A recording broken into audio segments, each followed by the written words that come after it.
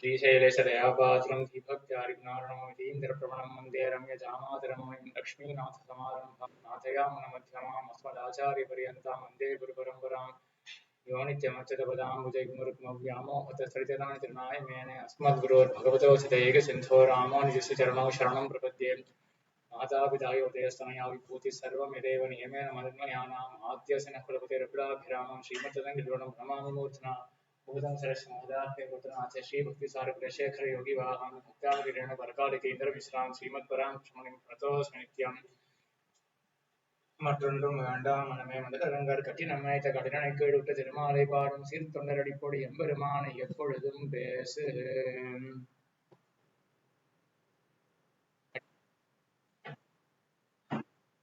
திருமாலைய அனுபவிச்சுட்டு வரோம். இந்த கிரந்தமானது பகவன் நாமத்தினுடைய வைபவத்தை சொல்லக்கூடிய கிரந்தம். அதனுடைய முதல் பாட்டை அனுபவிச்சுட்டு வரோம். இந்த பாட்டுக்கு சாரமாக என்ன தெரிவித்தார் சுவாமி பெரியவாச்சான் பிள்ளை? இந்த பாட்டுல எம்பெருமானுடைய திருநாமத்தினுடைய பாவனத்துவம் சொல்லப்படுகின்றது. பாவனத்துவம்னா என்ன? புனிதமாக ஆக்கக்கூடிய தன்மை.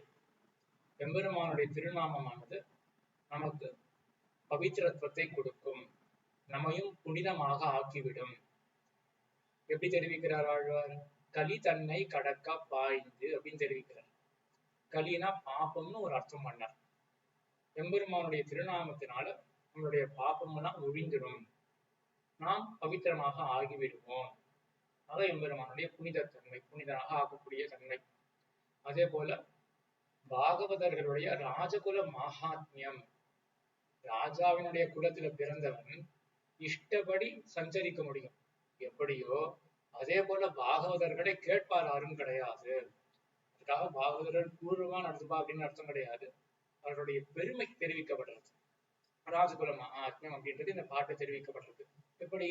நமந்தமர் தலைகள் மீதே உரி தருகின்றோம் அப்படின்னு இருக்கு.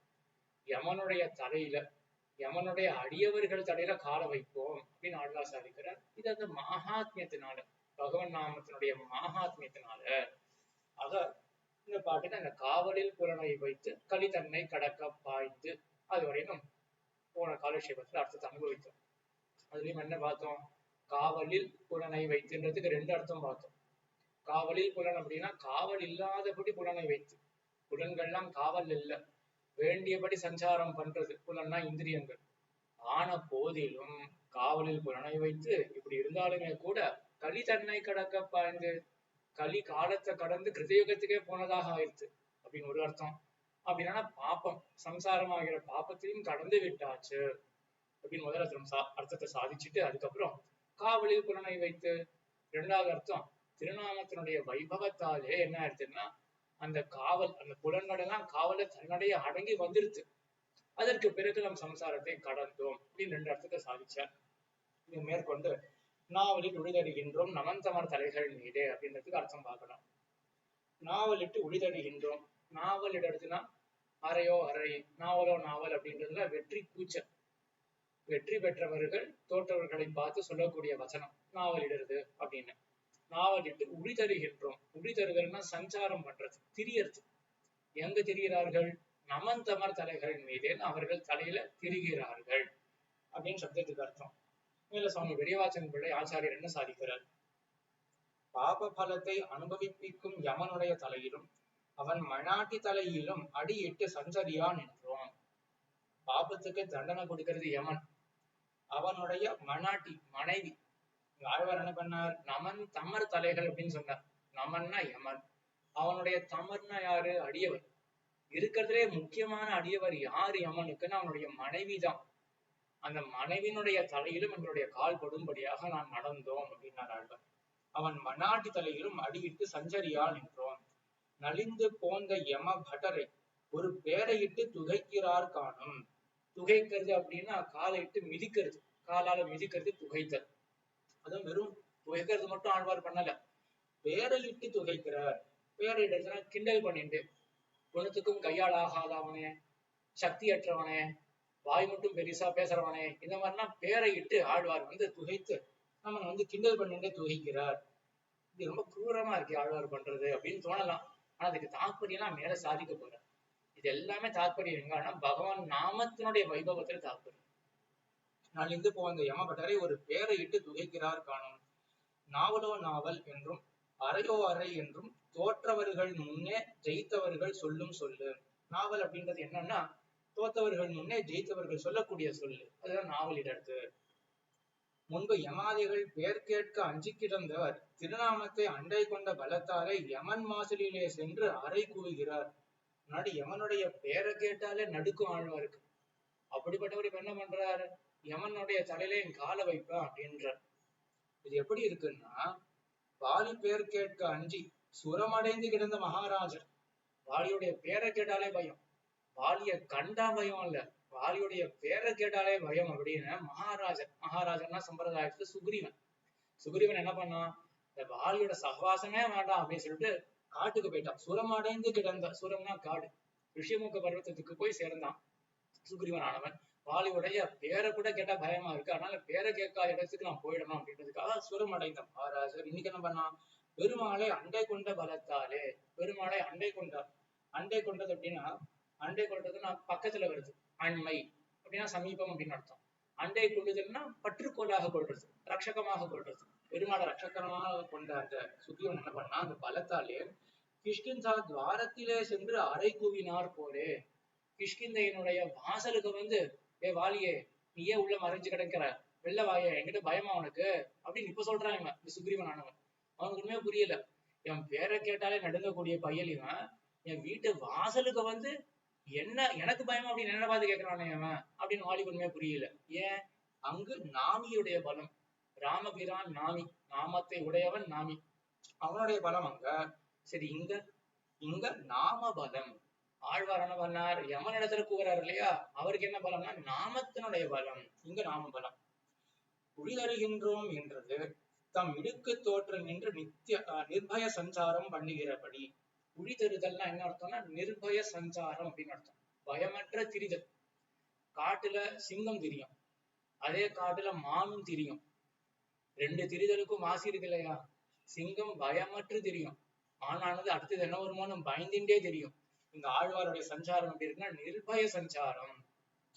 ஆழ்வார் இப்படி நிர்பயமா தெரிஞ்சிருந்தாருன்னா அதுக்கு கேள்வி வருமே, ஆழ்வார் இப்படிலாம் பண்ணலாமா, ஒரு சம்சாரியானவர் யமனுடைய தலையில காலை வைக்கலாமா அப்படின்னு கேள்வி வரும் இல்லையா.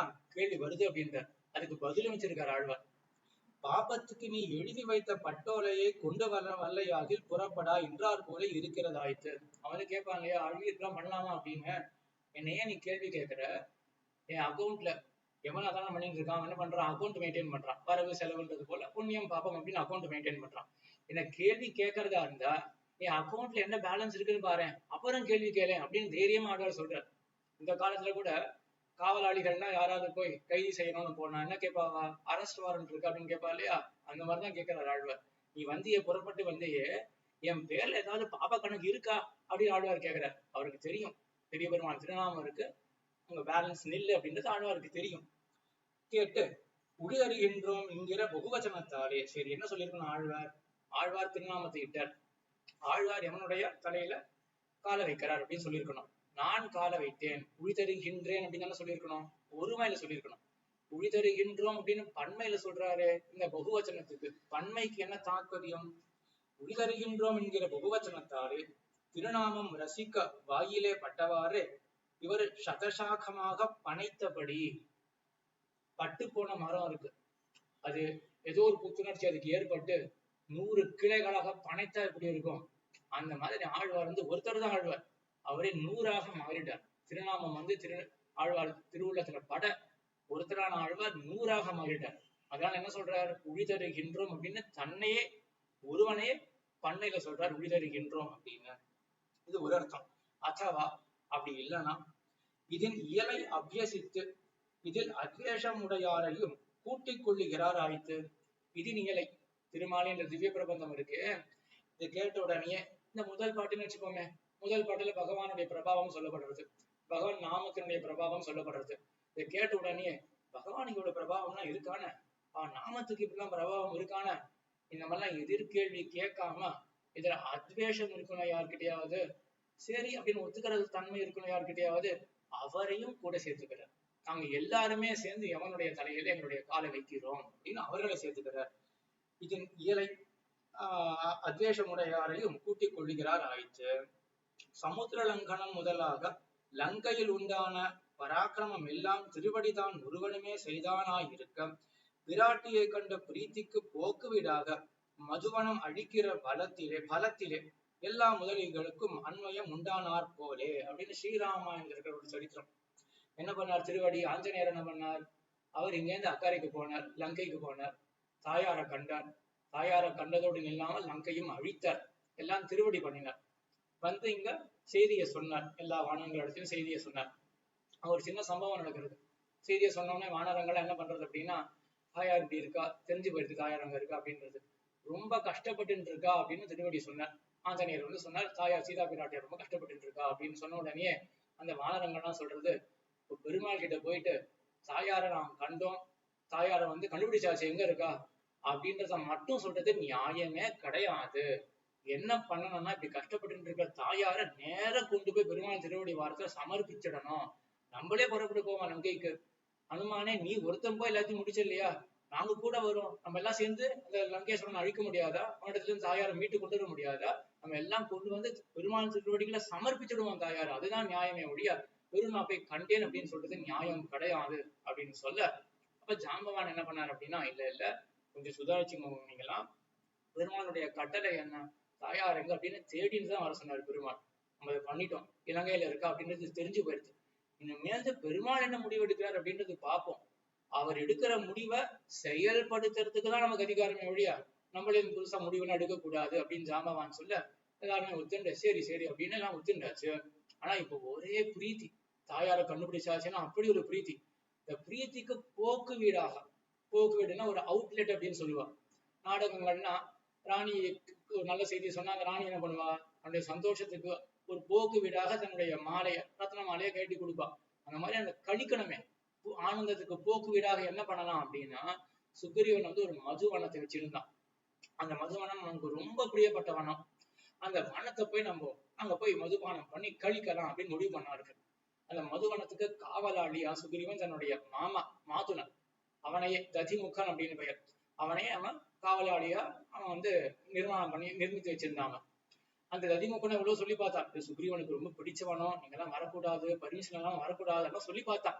இதெல்லாம் நான் கேட்கவே இல்லை, உள்ள எல்லாம் துவம்சம் பண்ணியாச்சு. சரி இப்ப துவம்சம் பண்ணார்கள் இல்லையா, மொத்த வானர முதலிகள் எல்லா வானரங்களும் துவம்சம் பண்ணார்கள். இந்த வானர முதலிகளை போய் கேட்கணும், அம்மா நீங்க என்ன சாதிச்சீங்க, நீங்க ரொம்ப என்ஜாய் பண்ண வந்திருக்கீங்க இந்த மதுவனத்துக்கு, நீங்க என்ன சாதிச்சீங்க, பண்ணது அவர் ஒருத்தர் தானே, அந்த திருவடி ஆஞ்சநேயர் மட்டும் தானே இங்க நாங்க போனார், அவர் தானே சீதையை கண்டார், அவர் தானே லங்கை அழிச்சார், நீங்க என்ன பண்ணீங்க அப்படின்னு கேட்டால அவர் கூட இருக்கோமே நாங்க அப்படின்னு தான் பதிலா இருக்கும். அதே போலதான் இங்கேயும் ஆழ்வார் ஒருத்தருக்குலாம் நமக்கு சொன்னார், அவர் கூட இருக்கிற நமக்கும் அதே பலன் அப்படின்றத தெரிவிக்கிறார். பிராட்டியை கண்ட பிரீத்திக்கு போக்கு வீடாக மதுவனம் அழிக்கிற பலத்திலே எல்லா முதலிகளுக்கும் அன்வயம். அந்த பலத்துல எல்லாருக்கும் அன்வயம், அந்த பலமானது எல்லாருக்கும் கிட்டிட்டு இல்லையா, அதே போல இங்கேயும் பலமானது எல்லாருக்குமே கிட்டும். ஒருத்தனுக்கு ராஜகுல சம்பந்தம் உண்டானால் அவன் பந்துக்களுக்கும் அவனை என் என்றாரும் அடங்க வாட கடவதிலே. லோகத்திலேயே இவனுக்காவது ராஜகுல சம்பந்தம் ஏற்படுறது. ராஜகுல சம்பந்தம் அப்படின்னா அந்த காலத்துல ராஜகுலத்துல இவனும் அப்பாயின் ஆராய்ச்சி மந்திரியாக. இந்த காலத்துல புரிஞ்சுக்கணும்னா சமீபத்தில் நடந்த ஒரு விஷயம் தான். ஒரு பெரிய நாட்டுக்கு துணை ஜனாதிபதியாக எவ்வளவு ஒருத்தர் வந்து தேர்ந்தெடுக்கப்பட்டார். அவருடைய அம்மா வந்து தமிழ்நாட்டுக்காரி தான் இப்படின்னு ஸ்திதி இருந்தது சில வருஷங்கள் முன்னாடிதான். என்ன பண்ணார்கள், அந்த பெரிய நாட்டுக்கு துணை ஜனாதிபதியாக ஆன உடனேயே இந்த அம்மா படிச்ச கிராமத்தினுடைய எல்கேஜி வாதியார் அவர் போய் பேட்டி எடுப்பார். என்ன சம்பந்தம் இருக்கு அந்த துணை ஜனாதிபதிக்கும் இந்த எல்கேஜி வாரியாருக்கு, என்ன சம்பந்தம் இருக்கு, இந்த எல்கேஜி வாரியார் இப்போ 4 நாளுக்கு ரொம்ப பிரசித்தமா ஆயிடுவான். அப்ப இவளுக்கே இந்த வாழ்வு வரத்துக்கு சம்பாவனை இருக்குன்னா இந்த அல்பர்கள் இவர்களுக்கே எப்படி நடக்கும் அப்படின்னா எம்பெருமான் விஷயத்துல ஏன் இப்படி நடக்காது? ஆக எம்பெருமானுடைய திருநாமத்தை சொன்ன பாகவதர்கள் அவர்களோட தொடர்பு கொண்ட எங்கேயோ ஏதோ ஒரு விதத்தை தொடர்பு கொண்ட மற்றவர்கள் இருக்கார்கள் இல்லையா, அவர்களுக்கும் இந்த வாழ்வானது போய்கிட்டும். அவ்வளவும் இல்லை இல்லையாகிறது அன்றே பகவத் சம்பந்தத்துக்காக. பகவத் சம்பந்தத்துக்கும் இந்த பிரபாவம் இருக்காதானே? எங்கேயோ தொட்டு தொட்டு எவனுக்கோ அந்த பகவன் நாமமானது போய் சேரும் அப்படின்னா நிச்சயமா அந்த பிரபாவம் கூடும் அப்படின்னு சொல்லி உழிதருகின்றோம் என்று பலரையும் கூட்டிக் கொள்ளுகையாலே இவர்களுக்கெல்லாம் சஞ்சாரஸ்தலம் வேணும் என்று அவன் பரிகரத்தையும் கூட்டிக் கொள்ளுகிறார். மற்றொரு அர்த்தம், யமனை மட்டும் சேர்த்துக்கல, நமன் தமர தலைகள் மீது அப்படின்னு சொன்னாரா, நமனுடைய தலையிலும் கால வைப்போம், அவனுடைய தமர்களினுடைய தலையிலும் கால வைப்போம் அப்படின்னு சொன்னார். என்ன தாற்பயம்னா, ஆழ்வார் இருக்கார், திருநாமம் பிரபாவத்தை அறிந்து ஆழ்வார் இருக்கார், திருநாமத்தை சொல்ற ஆழ்வார் இருக்கார், அவருடைய சம்பந்திகள்லாம் மற்றவர்களா இருக்கார்கள் இல்லையா, எல்லாருமே கழிப்பால திரியணும் அப்படின்னா வெறும் யமனுடைய தலை ஒண்ணு மட்டும் போராதான். அதுக்காக அவனுடைய தமர்களுடைய தலையும் கூட்டிக் கொள்கிறார். நமன் தமர தலைகள் மீதே உழிதருகின்றோம் என்று பலரையும் கூட்டிக் கொள்ளுகையாலே இவர்களுக்கு எல்லாம் எல்லா அடியார்களுக்கும் சேரும்படியாக சஞ்சார ஸ்தலம் வேணுமே, திரியறதுக்கு இடம் வேணுமே, ஆக ஒரு தலை போராது. அதனால நமன் தமர தலைகள் அப்படின்னு தமர்களையும் கூட்டிக் கொள்கிறார். அவன் பரிகரத்தையும், பரிகரம்னா அவனுடைய அடியவர்கள், பரிகரத்தையும் கூட்டிக் கொள்கிறார். லோகத்திலே பாபம் பண்ணினார் தத் பலானுபவத்துக்கு அஞ்சி யமன் பேரிடுவார், அவனுடைய லேககன் பேரிடுவாராய் யமம் தர்ப்பயாமி சித்திரகுப்தம் தர்ப்பயாமி என்று ஆராதியா நிற்க. லோகத்துல இருக்கிறவரா என்ன பண்றா அப்படின்னா யமன், அதே போல அவனுடைய லேககன், லேககன் அப்படின்னா கணக்கு எழுதுறான சித்திரகுப்தன், அந்த ரெண்டு பேருக்கும் அடிக்கடி தர்ப்பணம் பண்றானாம். நம்ம பண்றதுல யாரோ மத்தவெல்லாம் பண்றா போல இருக்கு. யமம் தர்ப்பயாமி சித்திரகுப்தம் தர்ப்பயாமி அப்படின்னு அவன் தர்ப்பணத்தை பண்ணி வைக்கிறா. எதுக்காக இதெல்லாம் பண்றா? அந்த யமனுக்கும் அந்த சித்திரகுப்தனுக்கும் அஞ்சு லோகத்துல இருக்கிறவாளாம். லோகத்துல திருஷ்டாந்தம் ஒண்ணு பாக்கலாம். ஒருத்தன் வந்து அடிக்கடி ஒருத்தன் ஒரு ஆபீசரை போய் பார்த்துட்டு நல்லா இருக்கீங்களா நல்லா இருக்கீங்களா அப்படின்னு மாசம் மாசம் ஒரு தடவை போய் கேட்டுன்னு வரான்.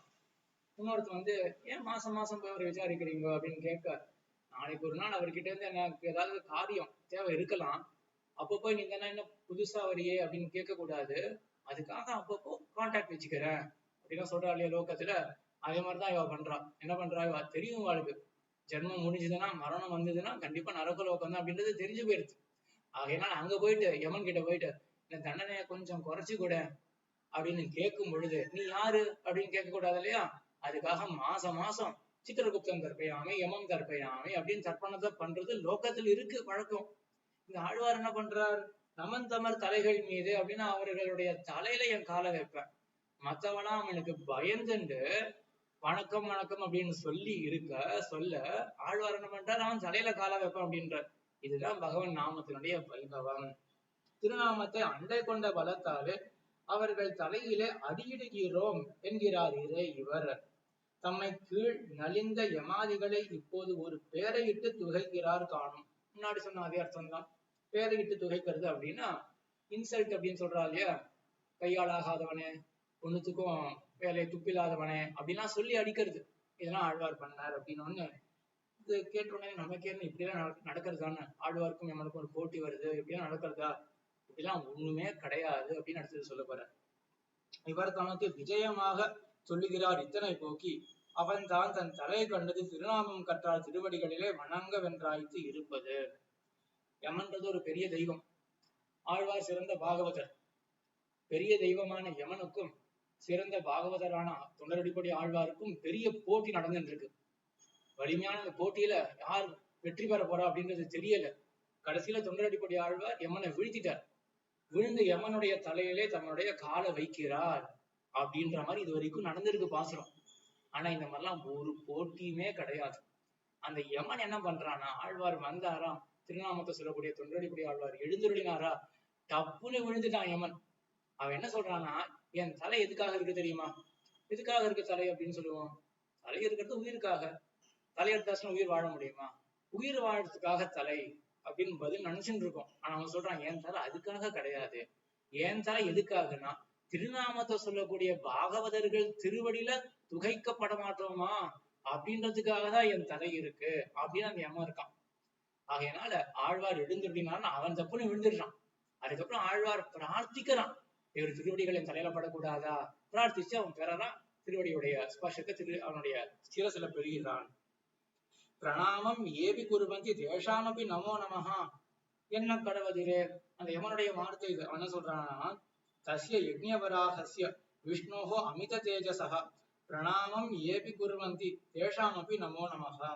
யக்னிவராக மூர்த்தி இருக்கானே விஷ்ணு, அவனுடைய அமித தேஜசக ஒப்புயர்வற்ற ஒளியை பெற்றவன் அந்த எம்பெருமானுடைய அவனுக்கு வணக்கம். அதோட மட்டும் நிக்காது. தேஷாமபி நமோ நமஹ, அந்த எம்பெருமான இடத்துல பிரணாமம் ஏபி குருவந்தி, அந்த எம்பெருமான இடத்துல வணக்கத்தை யாரு செலுத்துகின்றார்களோ அவர்களுக்கும் தேஷாமபி நமோ நமஹ, அந்த பாகவதர்களுக்கு வணக்கத்தை செலுத்தக்கூடியவன் யமனாக இருக்கான். இது அவனுடைய தன்மை. சோபுருஷம் அபிவீக்ஷ பாசஹஸ்தம் பிரபுரகம் அந்நிய நிருணாம் ந வைஷ்ணவானாம் என்றது கேவலம் தேக போஷண பரராய் இருப்பார்க்குக்கான் நான் நிர்வாகனாய் இருப்பது. அவனே சொல்லிக்கிறான் யமனே. விஷ்ணு புராணத்தில் இருக்கக்கூடிய ஸ்லோகம். சுபுருஷம் அபிவீக்ஷ பாசஹஸ்தம் வததி யமஹா கில தஸ்ய கர்ணமூலே பரிஹர மதுசூதன பிரபன்னான பிரபுரகம் அந்நிய நிருணாம் ந வைஷ்ணவானாம். நாம் மற்ற நரர்களுக்கு தான் பிரபு, மற்ற மனுஷர்களுக்கு பிரபு, ஆனா வைஷ்ணவர்களுக்கு நான் பிரபு கிடையாது, அவர்கள் எனக்கு தலைவர்கள் அப்படின்னு விஷ்ணு புராணத்துல அவன் என்ன சொன்னானோ இந்த ஸ்லோகத்தினுடைய அப்படியே மொழிபெயர்ப்பு ஆன்மீகம் திருவந்தாதியில எக்ஸாக்ட் டிரான்ஸ்லேஷன். மற்றதெல்லாம் ஆழ்வார் என்ன பண்ணுவார் அப்படின்னா புராண ஸ்லோகத்தினுடைய அர்த்தத்தை தெரிவிப்பார், அந்த அர்த்தத்தை திருவுள்ளத்துல வாங்கி வேற சப்தங்களை போட்டு தெரிவிப்பார். இங்க அப்படி கிடையாது. அங்க என்னென்னலாம் பதங்கள் இருக்கோ அதுல அப்படியே தமிழ்ல மொழிபெயர்க்கிற நான்முகன் திருவந்தாதியில திறம்பேன்மின் கண்டீர் திருவடிதன் நாம மறந்தும் புறந்தொழா மாந்தர் இறந்தியும் சாதுவராய் போதுமின்கள் என்றால் நமனன் தன் தூதுவரை கூவி செவிக்கு. திறம்பேன்மின் கண்டீர், அவங்களுக்கு எவ்வளவோ ஆணைகளை பிறப்பித்திருக்க, அதுல முக்கியமான ஆணை இதுதான். இப்ப நான் சொல்ல போற ஆணை தான் முக்கியமான ஆணை. திறம்பேன்மின், திரும்புதலே வேண்டாம். திரும்புதல் அப்படின்னா நம்ம டேர்ன் பண்றது அப்படின்னு நினைச்சுட்டு இருக்கோம் இல்லையா, திரும்புறது அப்படின்னா மாத்துறதுன்னு அர்த்தம். இந்த ஆணையை மாத்தி விடாதீங்க, இந்த ஆணையை மீறாதீங்க. பல ஆணைகள் இருக்கு, அதுல முக்கியத்துவம் இந்த ஆணைக்கு தான். லோகத்திலேயே டிராபிக் ரூல்ஸ் சொல்றா, சிவப்பு விளக்கு இருந்துச்சுன்னா நிக்கணும் அப்படின்னு சொல்றா, அது ஒரு டிராபிக் ரூல். சரி, ஆம்புலன்ஸ் வந்தா வழி விடணும் அப்படின்னு சொல்றா, அதுவும் டிராபிக் ரூல் தான். சிவப்பு விளக்குல நிக்கிறோம், பின்னாடி ஆம்புலன்ஸ் வருது, என்ன பண்ணுவோம்? இப்போ கொஞ்சம் முன்னாடி போவோம் இல்லையா? சிவப்பு விளக்க மதிக்காம கூட ஆம்புலன்ஸுக்கு வழி விடுறதுக்காக முன்னாடி போவோம் இல்லையா? அப்ப அந்த ரூல் தான் ஒன்னும் முக்கியம் அப்படின்னு தெரியுது இல்லையா? அதே போல இங்கேயும் எது முக்கியமான ஆணை, அவங்களுக்கு கொடுக்குற ஆணையில முக்கியமான ஆணை என்ன அப்படின்னா ஸ்ரீ வைஷ்ணவர் இடத்துல போகாதீங்கோள், பாகவதர்கள் இடத்துல செல்ல வேண்டாம் அப்படின்னு இருக்கிறதுல முக்கியமான ஆணை. திறம்பேன்மின் கண்டு இறைஞ்சியும் சாதுவராய், ஒரு கால் நீங்க போனா கூட சாதுவா போங்க, அந்த ஸ்ரீ வைஷ்ணவர்களுடைய ஸ்ரீபாத தீர்த்தத்தை வாங்கிட்டு வந்துடுங்க, 4 பிரதட்சணம் பண்ணுங்கோ, அவர்களை சேவிங்கோ, சாதுக்களை அவர்களிடத்துல இருக்கணுமே ஒழிய தண்டதரர்களாக அவரிடத்துல இருக்கக்கூடாது அப்படின்னு யமனுடைய வார்த்தைகள். இவர்களை கண்டால் அனுகூல விருத்திகளை பண்ணி சேவை தீர்த்த பிரசாதம் வாங்கிக்கிறது, இந்த அனுகூல விருத்திகளை பண்ணி தாந்தராய் போருங்கோள், தாந்தர்னா சமமாக சாந்தியோட போருங்கோள், தாந்தராய் போருங்கோள் என்கிறான். இப்படி தானும் பயப்பட்டு தன் பட்டரையும் நியமித்துக் கொண்டிரே யமன் இருப்பது. அவனுக்கே பயம் பாகவதர்களை கண்டா, தன்னுடைய அடியவர்களுக்கும் இப்படிதான் உபதேசமும் பண்றான். ஆக ஆழ்வாருக்கும் யமனுக்கும் போட்டி வந்தது. ஜெயித்த பிறகு ஆழ்வார் யமன் தலையிலும் அடியார்கள் தலையிலும் கால வைத்தார் அப்படின்றது கதையே கிடையாது. ஆழ்வார் எழுந்தருடைய மாத்திரத்திலேயே பரிகரமாக அடியார்களுடன் கூட யமன் என்ன பண்றான்னா திருவடிகளை விழுந்து வணங்கிடுவான். அதான் உண்மை. லோகம் அடங்க யமபட கீதராய் இருக்க நமந்தமர தலைகள் மீதே நாவலிட்டு உடிதருகின்றோம் என்கைக்கு வந்த தன்னேற்றம் என் என்று பெரிய பெருமாள் திருவுள்ளமாக. இப்ப பெரிய பெருமாள் வரார், அவர் கேள்வி கேட்கிறார். லோகம் அடங்க யமபட கீதராய் இருக்க, எல்லா லோகத்தாருக்கும் என்னன்னா யமனை கண்டா பயமா இருக்கு, அவனுடைய அடியவர்களை கண்டா பயமா இருக்கு. ஆனா தேவரீர் என்ன பண்றீரு, அவனுடைய தலையில கால வைப்பேன் அப்படின்னு சொல்றீரு, இதுக்கு என்ன ரகசியம் இங்க அப்படின்னு பெரிய பெருமாள் கேட்கிறார். இவருக்கு தெரியாதானே? அம்மா இருக்கா, மார்கடி திங்கள் அப்படின்னு சொல்றா, அடுத்தது என்ன அப்படின்னு குழந்தைய கேட்டா அவளுக்கு தெரியாதானே? மதியம் எந்த நன்னாள் அப்படி தெரியாதானே அவளுக்கு? அவ ஏன் கேட்கறா? குழந்தை வாயால பதில் வரணும். அந்த மாதிரி பெரிய பெருமாள் கேட்கிறார். அழியர் என்னது பிரபாவம் அப்படின்னு கேட்கிறார். மூவுல குண்டு முழுந்த முதல்வ அப்படின்னு பதில் சொல்றார் என்கிறார். பிராதேசிகனை பற்றினாலாகில் அன்றோ அவனுக்கு அஞ்ச வேண்டுவது. பிராதேசிகன் அப்படின்னா பிரதேசம், பிரதேசம்னா சிறிய பாகம். நம்ம நாட்டிலேயே உத்தரப்பிரதேசம், மத்திய பிரதேசம் அப்படின்னு இருக்கு இல்லையா? பிரதேசம்னா சிறிய பாகம். பிரதேசத்துக்கு அரசன் ஒருத்தன் இருக்கான், குறுநில மன்னன். அவனை பற்றி நான் என்ன கேள்வி வரும்னா, அடுத்த மாநிலத்துக்கு போனோம்னா அங்க எடுபடாது இல்லையா? இந்த பிரதேசத்தினுடைய அமைச்சர் எனக்கு தெரியும் அப்படின்னு அடுத்த பிரதேசத்துக்கு போய் அது எடுபடாது. எனக்கு அந்த மாதிரி கஷ்டம் கிடையாது. உலகுண்டு முழுந்த முதல்வா, மொத்த ஜகத்துக்கும் ஈஸ்வரன், உன்னதானே பத்தி இருக்கேன், எனக்கு கேள்வி கேட்கறதுக்கு ஆளே கிடையாது. ராஜேஷிகனை பற்றினான் ஆகில் அன்றோ அவனுக்கு அஞ்ச வேண்டுவது. அந்த யமனுக்கு அப்பதான் அஞ்சணும். நான் பற்றினது யார? உன்னதானே பற்றி இருக்கேன்.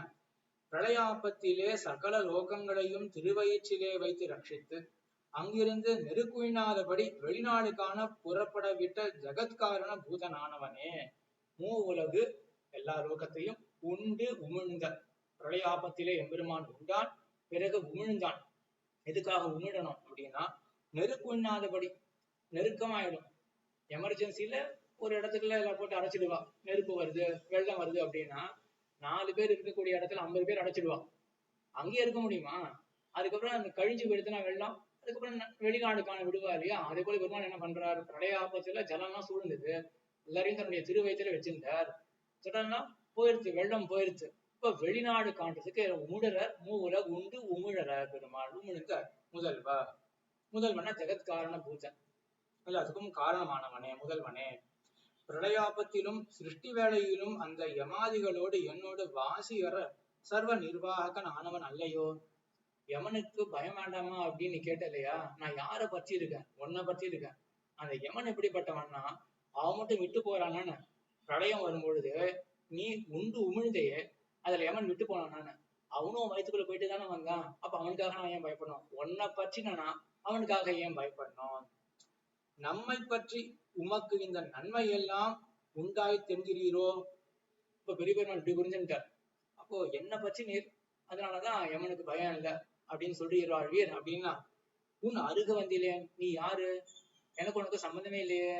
உன் அருக வந்திலேன், உன் பக்கத்திலே நான் வரலையே அப்படின்ற. நீ நாமம் கற்ற ஆவலிப்பு. உன்னை யார் கேட்டா? எனக்கு நீ வேண்டவே வேண்டாம். நீ நாமம் கற்ற ஆவலிப்பு, உன் திருநாமத்தை கற்ற பலம் என்னதல், கர்வம் என்னதல். என்னுடைய திருநாமத்தை பற்றினேனே, அதனால எனக்கு வந்த கர்வம். ஆவலிப்புனா கர்வம், பலம், 2 அர்த்தம். கர்வமோ பலமோ என்னதல். நின் நாமம் என்றது 1000 உலகாளிக்கும் பேரன்றோ. நின் நாமம், உன்னுடைய நாமம். எவனோ ஒரு அல்பனுடைய நாமத்தை கத்துனா எனக்கு இந்த பிரபாவம் எல்லாம் வந்திருக்காது. உன்னுடைய பேராச்சே, ஜெகத்காரண பூஜன், நின் நாமம், உன்னுடைய திருநாமத்தை கற்றுன்ற ஒரு பிரபாவம் இருக்காதா? நின் நாமம் கற்ற தேவர்களை போலேயோ திருநாமம். அடுத்த அர்த்தம் சாதிக்கிறார். உன்னை பற்றல, நின் நாமத்தை பற்றின இல்லையா? உன் நாமமானது உன்னை காட்டிலும் உயர்ந்தது. எப்படி? கட்டி பொண்ணுக்கும் பண்ணி பொண்ணுக்கும் உள்ள வாசி போராதோ. கட்டி பொண்ணு இருக்கு, கட்டி பொண்ணு வச்சு என்ன பண்ண முடியும்? அதை அப்புறம் நம்ம உருக்கி ஆபரணமா ஆக்கின்றாதான் அதை அனுபவிக்க முடியும். இன்னொன்னு சொல்லுவா, கட்டி பொண்ணுல செப்பு கலந்துருக்காது. செப்ப கலந்தாதான் அது ஆபரணத்துக்கு உபயோகப்படும். நீ கட்டி பொண்ண போல நீ இருக்கு, அவ்வளவுதான். உன்னால பயன் கிடையாது. உன் திருநாமம் அப்படின்னா பனி பொண்ண போல, அதை கொண்டு ஆபரணம் பண்ணிக்கலாம், பூண்டுக்கலாம், அனுபவிக்கலாம், பயன்படுத்திக்கலாம். உன் திருநாமம் ஏற்றமானது. உன்னை காட்டிலும் பனிப்பொண்ணுக்கும் உள்ள வாசி போராதோ தேவரீருக்கும் திருநாமத்துக்கும். மறுவலிடும் பிரளயாபத்தில் அன்றோ தேவரீர் எடுத்தது. நீ என்ன பண்ண? உலகுண்டு முழுந்த முதல்வா என்ன பண்ண? பிரளயாபத்திலிருந்து காப்பாத்தினேன் ஆழ்வீர் சொல்லலாம். இப்ப காப்பாத்திட்ட, இந்த பிரளயத்துல இருந்து காப்பாத்திட்ட. அடுத்த பிரளயம் என்ன ஆகும்? மறுபடியும் வருதானா போறது? நீ ஒரு தடவை ரட்சிப்ப, ஆனா அதோட முடிஞ்சு போயிடுமா? இடரானது வந்து கொண்டேதானே இருக்கும். ஆனா உன் திருநாமம் தெரியுமா பண்றது? சம்சார பிரளயத்தில் நின்றும் எடுக்கும் போது தேவர் திருநாமம் வேண்டாவோ?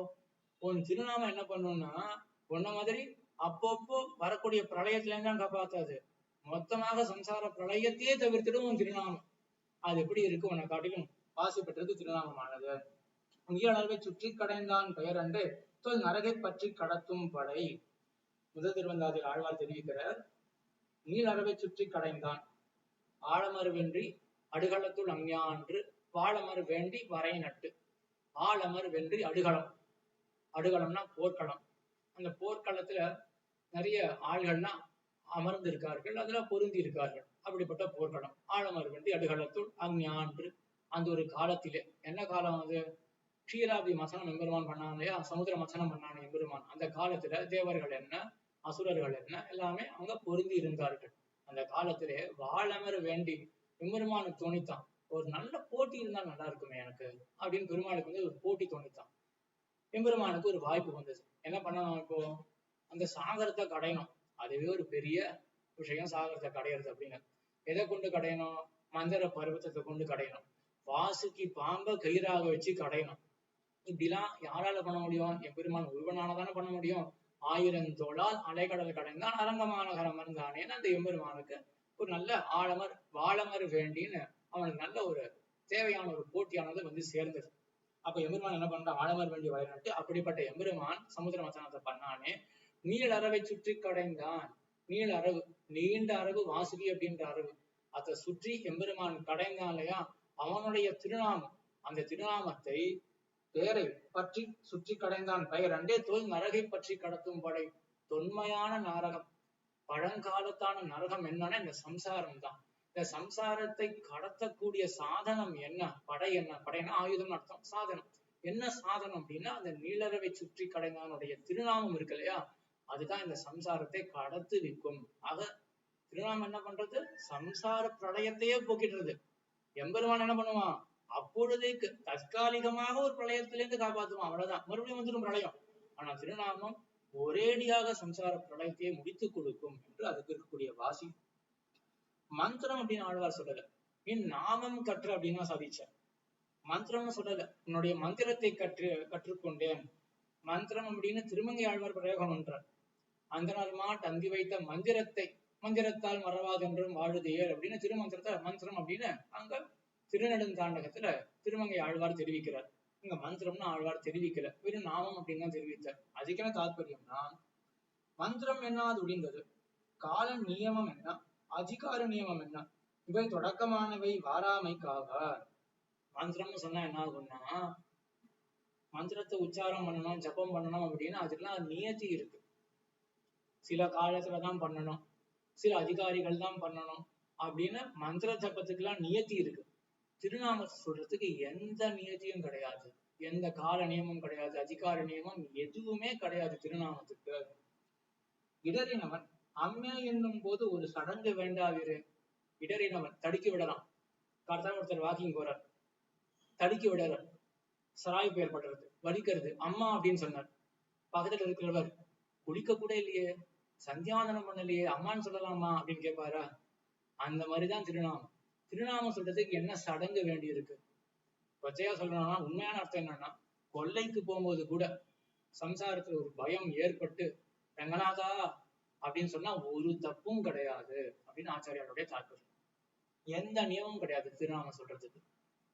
நஞ்சியர் அபிரயத்தனாய்க் கொண்டு திருநாமம் சொல்லலாமோ ஆகாதோ என்று பட்டரை கேட்க. அப்பிரயத்தனாய் கொண்டு, பிரயத்தன் அப்படின்னா மனசை கட்டுப்பாட்டிலே கொண்டவன். ஆந்தர சுத்தி, மனசும் சுத்தமாக இருக்கணும். பாஹ்ய சுத்தி, வெளி உடம்பும் சுத்தமாக இருக்கணும். பிரயத்தனாய் கொண்டுதானே திருநாமத்தை சொல்லணும். அப்பிரயத்தனாய், இந்த மாதிரி கோப்பு இல்லாம சொல்லலாமா திருநாமத்தை அப்படின்னு பட்டரை கேட்க. பட்டர் சாதிக்கிறார், கங்கா ஸ்நானம் பண்ண போமவனுக்கு உவர்குடியிலே தோய்ந்து போக வேணுமோ? கங்கா ஸ்நானம் அப்படின்றதுக்கு வந்துட்டான். இதுக்காக கங்கா ஸ்நானம் பண்ண போறான்?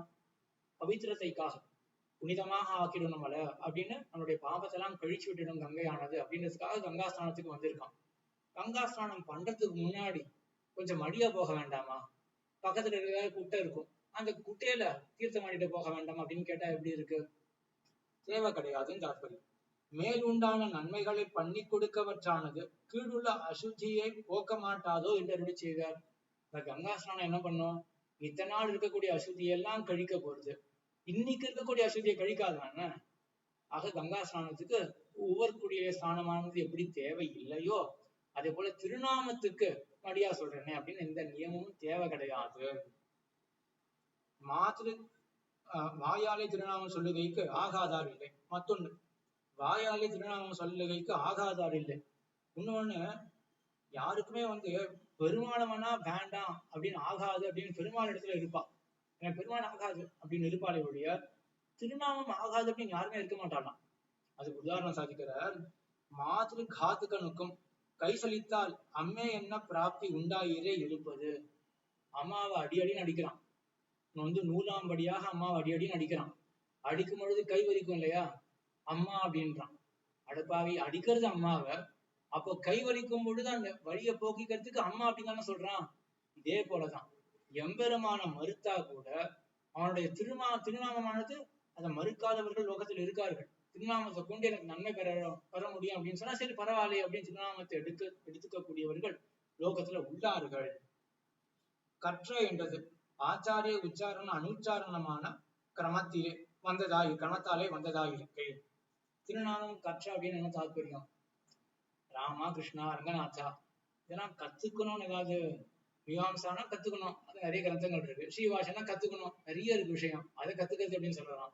ராமா கிருஷ்ணான்றது கத்துக்கிறதுல என்ன இருக்கு அப்படின்னு ஒரு கேள்வி வரும் இல்லையா? இந்த தாற்பயம் என்ன அப்படின்னா, கற்ற அப்படின்றது ஒரு ஆச்சாரியன் சொல்ல அனுச்சாரணம், அதற்கு பிறகு சிக்ஷன் பண்ணக்கூடிய அனுச்சாரணம் இருக்கு, அதுதான் கற்கை அப்படின்னு பெயர். அந்த மாதிரி கத்துன்றார் ஆழ்வார்.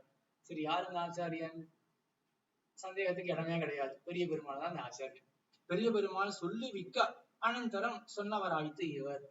பெரிய பெருமாள் கத்துக் கொடுத்தார், தன்னுடைய திருநாமத்தை பெருமாள் கற்றுக் கொடுத்தார், ஆழ்வார் சொல்லிக் கொண்டார் அந்த திருநாமத்தை. கற்ற என்றது சார்த்தமாக வந்திருக்க சப்த மாத்திரத்தை அபியசிக்கை. இங்க மறுபடியும் சந்தேகம் வரலாம், பெரிய பெருமாள் இடத்துல இருந்து கத்துண்டார் அப்படின்னா திருநாமத்தினுடைய வைபவம் பல பல புராணங்கள்ல பல பல ஸ்லோகங்கள்ல சொல்லப்பட்டிருக்கு இல்லையா? அந்த வைபவம் அவ்வளவு தெரிஞ்சுக்கணுமா? நீ நாமம் கற்ற அப்படின்னு இருக்கு இல்லையா, அவ்வளவு தெரிஞ்சுட்டு அப்போ இவ்வளவு தேவைகள் வந்துருது. சம்ஸ்கிருதம் தெரிஞ்சிருக்கணும், இதிகாச புராணங்கள்லாம் படிச்சிருக்கணும், எல்லாத்தையும் ஞாபகம் வச்சுக்கணும், எல்லாத்தையும் அனலைஸ் பண்ணி இங்க இப்படி சொல்லப்பட்டிருக்கு அங்க இப்படி சொல்லப்பட்டிருக்கு. இதுதான் கற்கையா? தேவையில்லை.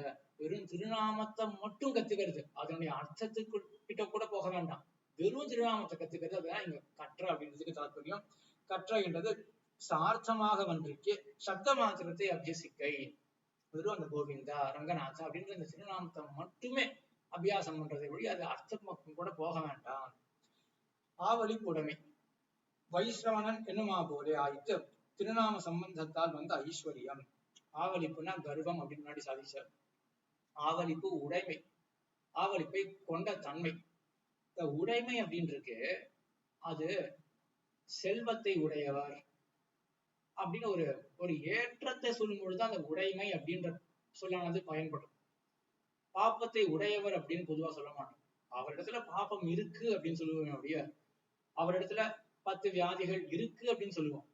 10 வியாதிகளை உடையவர் அப்படின்னு உடைமைன்றது அந்த மாதிரி பயன்படுத்த மாட்டோம். அது பாசிட்டிவ் சென்ஸ் அப்படின்னு சொல்றாங்க இல்லையா, அந்த மாதிரி ஏற்றத்தை சொல்றதுக்கு தான் அந்த உடைமை அப்படின்ற சொல்லானது பயன்படும்.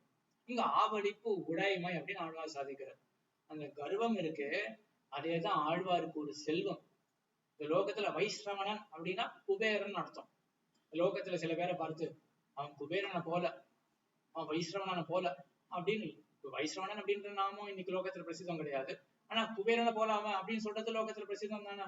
இப்ப யாரை பார்த்து சொல்லுவோம்? ரொம்ப தனிகனாக இருந்தால், ரொம்ப தனம் கொண்டவனாக இருந்தால், உடையவனாக இருந்தால் அவன் குபேரனை போல அப்படின்னு சொல்லுவோம் இல்லையா? அது போல ஆழ்வார் என்ன பண்றாருனாக்க, எனக்கும் தனம் இருக்கு. என்ன தனம்? என்னுடைய தனம் ஆவலிப்பு உடைமை. எம்பெருமான் திருநாமத்தை கத்துக்கொண்டேனே அந்த கர்வம் இருக்கு, அதுவேதான் எனக்கு தனம். வந்த ஐஸ்வர்யம் கண்டாய் இவ்வர்த்தம் உபதேசிக்க வேண்டி இருந்ததோ என் வடிவிலே தெரியாதோ.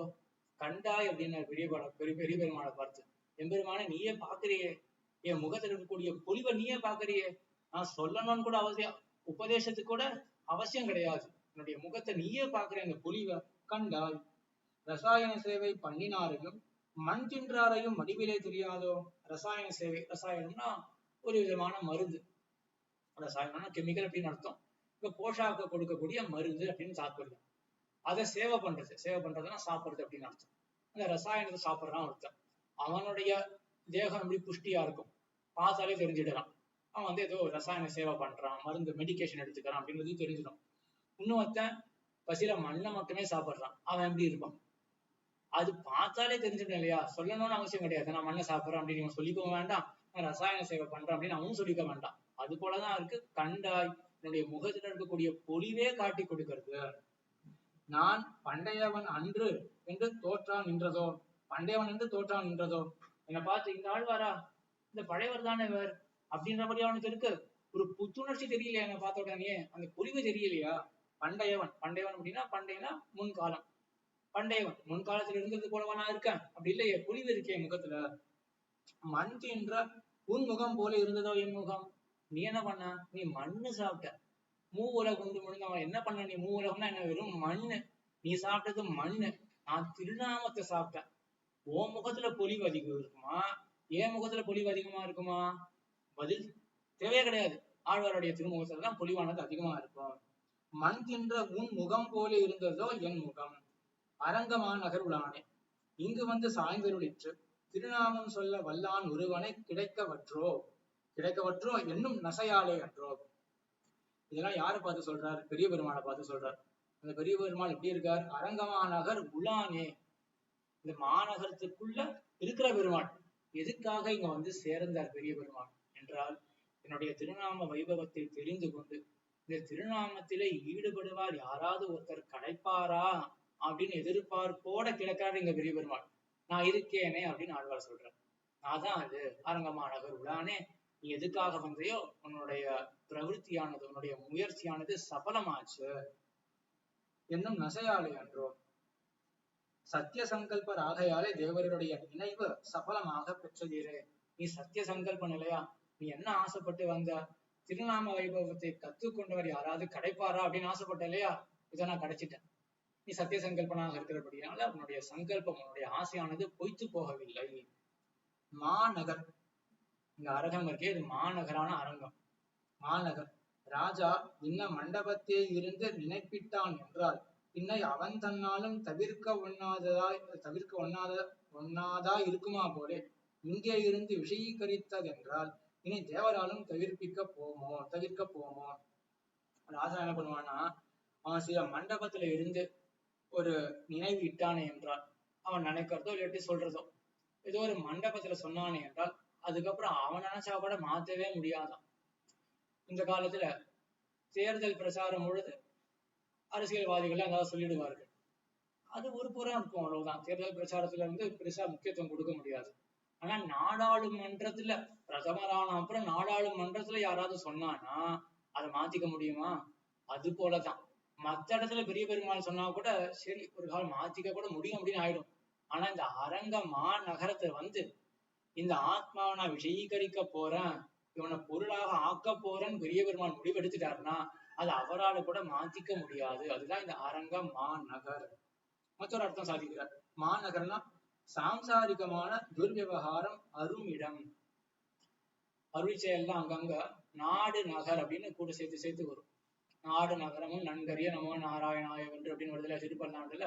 அதே போல திருவாய்மொழியிலையும் நாடு நகரம் நன்கரிய, அதே போல நாடு நலனிடை யூதி பண்ணி வீடும் பெருத்தி தன் மூலகக்கும் தரும் அப்படின்னு அங்கேயும் நாடு நகர் அப்படின்னு சேர்த்து ஆழ்வார்லாம் சாதிப்பார்கள்.